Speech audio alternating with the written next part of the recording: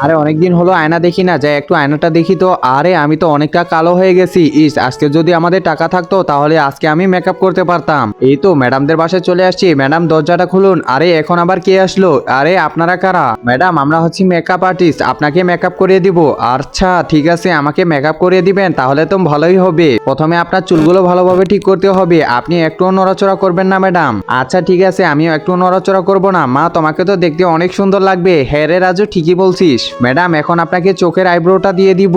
এই তো ছোট, তোমাকেও দিয়ে দিলাম। দেখো তোমাকেও কত সুন্দর লাগতেছে। রাজু তোকেও অনেক ভালো লাগতেছে রে। এই তো ম্যাডাম এখন আপনাদেরকে সাদা পাউডারটা করে দিব।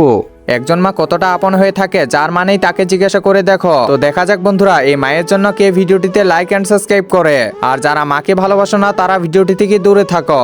এই তো ম্যাডাম দেখেন আপনার সাজা কমপ্লিট হয়েছে। আরে বাহ, আমাকে দেখতে তো অনেক ভালো লাগতেছে। মা তোমাকে দেখতে তো অনেক সুন্দর লাগতেছে। এগুলো শুধু স্বপ্নেই বাস্তব, কারণ আমাদের টাকা নেই। আজকে টাকা থাকলে আমিও মেকআপ করতে পারতাম।